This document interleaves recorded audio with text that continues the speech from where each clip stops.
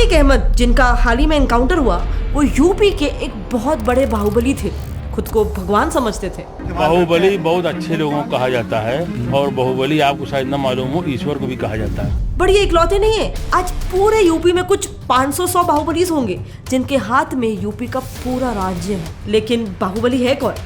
2017 में एक गैंगस्टर लगातार 5वीं बार एमएलए बनता है, जबकि पिछले 11 सालों से तो वो जेल में बंद था। ये एक बाहुबली है, एक बंदा जिसके बस कहने पर उसके गांव के 65 आईएएस ऑफिसर्स चेंज हो जाते हैं। ये एक बाहुबली है।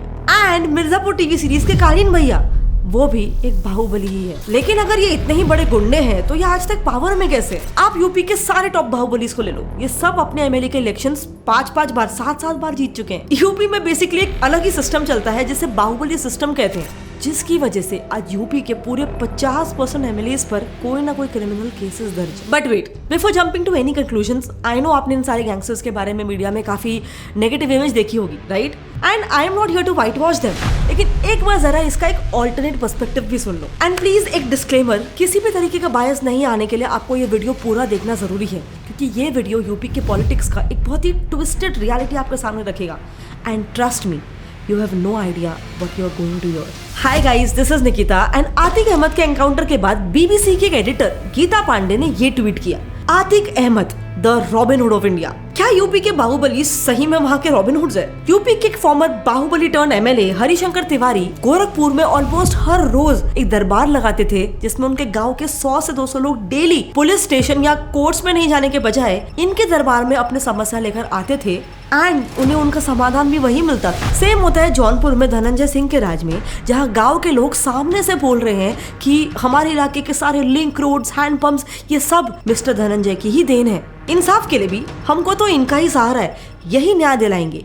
ये कहना एक औरत का जिसको एक पट्टीदार, एक गवर्नमेंट ऑफिशियल एक लैंड डिस्प्यूट के ऊपर लगातार परेशान कर रहा था एंड उसको राहत धनंजय जी ने ही दिलाया था। 1980 से लेकर आज 2023 तक यूपी में कुछ 50 से 100 बाहुबलीज होंगे जिनका हर रोज एक दरबार लगता है, जहाँ वो उनकी जनता के सारे प्रॉब्लम सुनते हैं एंड उनके सोल्यूशंस भी देते हैं। ये लोग बेसिकली अपनी जनता को अपने साथ करने के लिए कुछ भी कर सकते हैं। बच्चों की पढ़ाई के लिए पैसे देने से लेकर शादी करवाने के लिए दहेज देना, कॉलेज में एडमिशन दिलाने से लेकर मर्डर केस से छुड़वाना, ये अपनी जनता को अपनी साइड करने के लिए कुछ भी कर सकते हैं। सो डेफिनेटली इनके हाथ में जनता तो है एंड कॉमन सेंस है, जिसके हाथ में जनता है उसके हाथ में पॉलिटिकल क्षमता भी है। इनफैक्ट इन बाहुबलीज को पॉलिटिक्स में यूज करना ही एक स्ट्रैटेजी है यूपी के वोट बैंक्स के लिए। सो हुआ ये था कि अराउंड 1970s 80s इंडिया के गवर्नेंस के लिए काफी स्ट्रॉन्ग टसल चल रही थी। इंडिया के सारे पार्टीज अपने इन्फ्लुएंस को मैक्सिमाइज करने के लिए काफी सारे अनयूजुअल स्ट्रैटेजीज यूज कर रहे थे। उन्हीं में से एक स्ट्रैटेजी का फाइनल प्रोडक्ट था ये बाहुबली सिस्टम। उस दौरान यूपी के कई सारे नौजवान जिन्होंने अलग अलग कुछ क्रिमिनल एक्टिविटीज की हुई थी, वो अक्सर पॉलिटिशियंस की आंखों में आ जाते थे। उन्हें बस किसी तरीके से अपना मसल फ्लेक्स दिखाना होता था,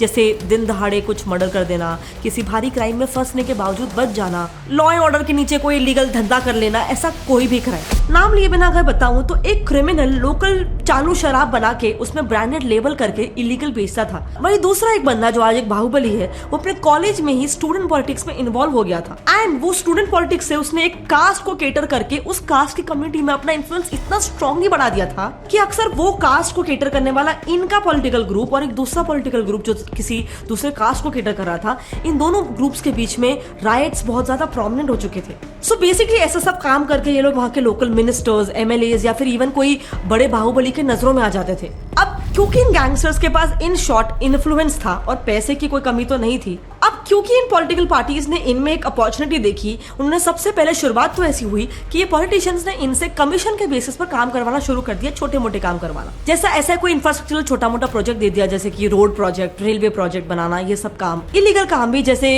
किसी का लैंड या किसी का घर इलीगली हड़पना हो, कब्जा करना हो, मर्डर करना हो, किडनैपिंग करना हो, वगैरह वगैरह। पर हाँ, इसी दौरान यही गैंगस्टर्स डायरेक्टली इलेक्शंस में फ्रॉड करने के लिए भी इस्तेमाल करे जाने लग गए थे। 1980 में एक बहुत ही इनफेमस बूथ कैप्चरिंग कांड हुआ था गढ़वाल में, जो आज तो उत्तराखंड में है लेकिन तब यूपी का पार्ट था। इस बात को काफी ज्यादा नेशनल न्यूज ट्रैक्शन भी मिला था क्योंकि इसमें कई सारे गैंगस्टर्स ने एक साथ आकर बैलेट पेपर्स पे बूथ ऑफिसर्स को जबरदस्ती साइन करवाकर वोट्स को मैनिपुलेट किया था। इनफैक्ट उसी टाइम में कुछ एरियाज में इतना ज्यादा वोट्स का मैनिपुलेशन हुआ था कि उस एरिया में जितने लोग भी नहीं रहते थे, जितनी संख्या नहीं थी, उससे ज्यादा तो वोट्स पड़ गए थे। सो ऐसा कुछ छोटा बड़ा क्राइम करके ऑफ कोर्स इनके पास काफी ज्यादा पैसे आने लगे और धीरे धीरे उनका बिजनेस एक्सपांड करते करते वो फाइनली एक ऐसे पोजीशन पे आ गए कि मनी की वजह से उनका इन्फ्लुएंस उनके कास्ट के लोगों पर या फिर एरिया के लोगों पर बहुत ज्यादा बढ़ने लग गया। यही वो टाइम था जब ये बाहुबली पॉलिटिक्स में एंट्री किए बिना ही अपनी जनता के लिए दरबार बिठाने लगे थे, जो हमने ऊपर डिस्कस किया।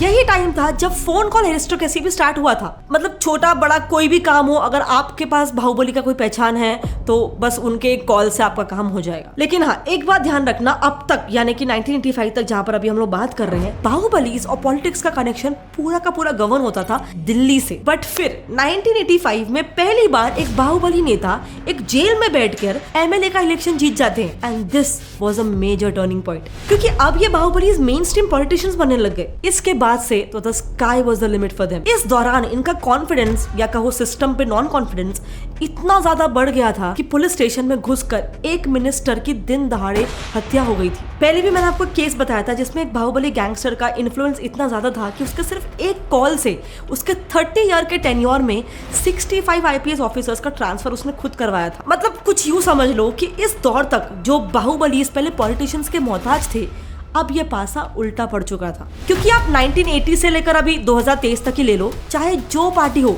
ये बाहुबली सिस्टम टिका ही रहे। बेसिकली हर सरकार को अपने रहने के लिए वोट बैंक जरूरी है और वोट बैंक के लिए उन्हें इन local regional caste based leaders का सहारा लेना ही पड़ता है। सहारा तो छोड़ो, एक अंडरस्टेटमेंट है। आपको मालूम है हरियाणा में कहावत है कि खाप की रजामंदी के बगैर वहाँ का सीएम भी नहीं बन सकता है। खाप यानी कि खाप पंचायत, यूपी का एक ऑल्टरनेट जुडिशरी सिस्टम जो अक्सर ऐसे ही कुछ बाहुबली द्वारा ऑपरेट किया जाता है। बेसिकली समझ लो वो पहले जो हमने डिस्कस किया दरबार सिस्टम, उसका एक बहुत ही ज्यादा बड़ा वर्जन है। खाप वर्ड मिडिल ईस्टर्न लैंग्वेज सका से इंस्पायर्ड है जिसका मीनिंग होता है क्लैन स्पेसिफिक एरियाज।